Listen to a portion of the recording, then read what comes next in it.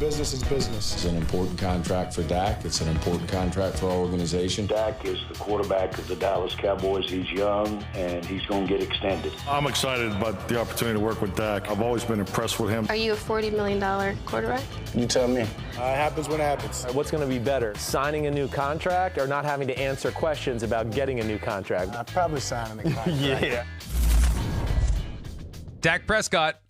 One of these days, Charean, he's going to sign a new contract. We think. I still think there's a chance he goes year to year under the franchise tag. That is one possibility. But we just don't know. And here we are. And the fact that he has yet to sign a contract just underscores to me how different he is than other quarterbacks, how sensitive he is to the business realities, and how willing he is to push back. It's hard to push back against an NFL organization. It's especially hard to push back against Jerry and Stephen Jones. But he's done it. There was a report from Clarence Hill last week of the Fort Worth Star-Telegram that Dak rejected an offer that would have paid $33 million per year in new money, would have been about $28 million in change in total value at signing. That's a lot to walk away from when you've gotten peanuts for your entire career because you were a fourth-round pick and you got a slotted rookie contract that paid out a maximum of $2 million last year. But I respect the fact that he's held firm, and it really makes me wonder what's going to happen going forward.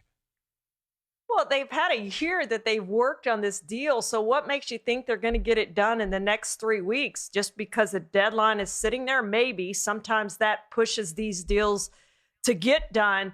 But how high are the Cowboys willing to go, and how low is Dak Prescott willing to go? If I'm the Cowboys, I go to 35 and I say, we're offering you $35 million a year. It's obviously all in new money because he has no deal now.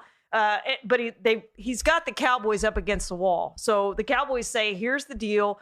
It's going to make you the highest paid player in the NFL, at least until Patrick Mahomes signs his deal. And we're not going any higher than that. But I just don't know how high the Cowboys are willing to go.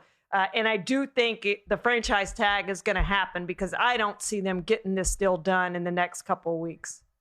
The new money thing bugs the hell out of me because, look, and I understand the agents prefer it that way. It makes the contracts seem bigger than they really are. But Dak is in unique position to understand the difference between new money and total value at signing. Last year, when they offer him new money of 33, because it's replacing, that contract would have been replacing a deal that had $2 million left in the last year of the rookie contract, total value at signing would have been, as I mentioned, in the range of 28.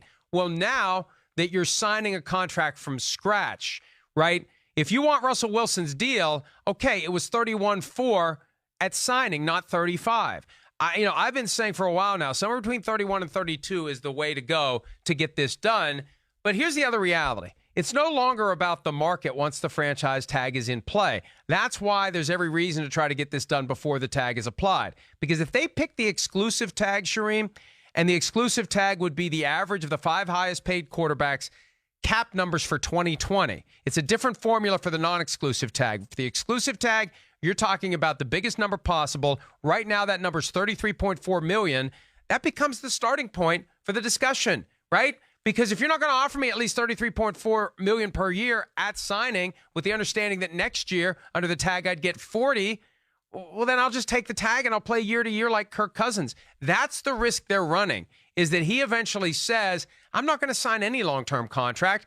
I'll take 33.4 this year. I'll take 40 next year. Oh, and by the way, if you want to tag me a third time, it's going to be 57 for one more year.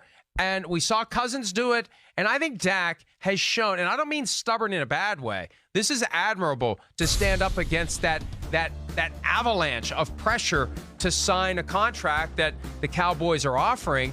It would not shock me if he ultimately says, I'll just go 1 year at a time, and then the Cowboys are going to have one hell of a mess in 2022.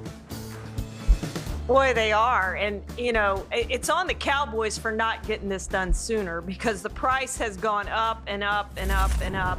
And they should have been like the Eagles and gotten it done last year, what the Eagles did with Carson Wentz. They didn't get it done with Dak Prescott. That price has risen. And now you're talking about maybe making him the highest paid player in NFL history. And Is he worth that? It doesn't matter what he's worth. It's what the market paid it is at right now and what someone is willing to pay you. And the Cowboys have to be willing to pay him a lot of money, or as you said, he is just going to go year to year. And now you've got a huge bad situation on your hands trying to figure out if he's going to be your long-term guy or if he's going to do like Kirk Cousins and leave after a couple years.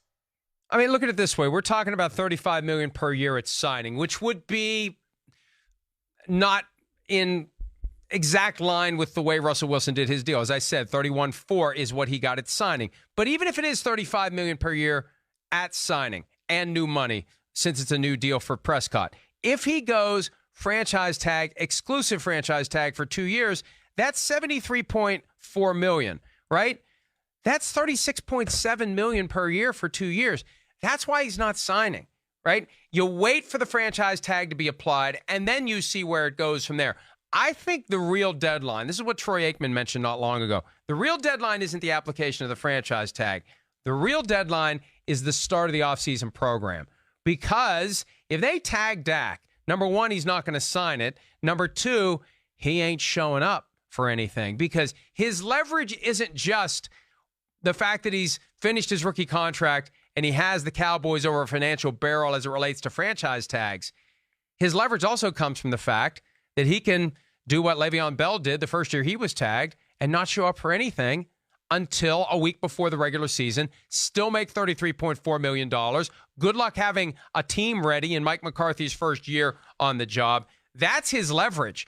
And if he's committed to staying away, and I think he is, it puts even more pressure on the Cowboys to do a deal based on the tag, not based on the market, not based on what they think the market should be, to do a long-term deal based on the tag. Otherwise, not only does he go year to year, he stays away from everything in the offseason. And you have to have him there. You absolutely have to have him there. You know, Ezekiel Elliott didn't show up last year to training camp and got off to a slow start. And I think that was a big reason that he didn't have the year that he's had in other years in his career. But that was a running back. You can kind of do without him until he shows up. But the quarterback, you have to have him there. And I know they're not changing their playbook. They're not changing their system. Mike McCarthy's going to adapt to Kellen Moore's system. Still, you need your quarterback in the offseason program or you're not going to have a very good season. And the Cowboys think they're really close to having a really good team. If he's not there in the offseason program, the Cowboys aren't going to have a good season. They have to have him there.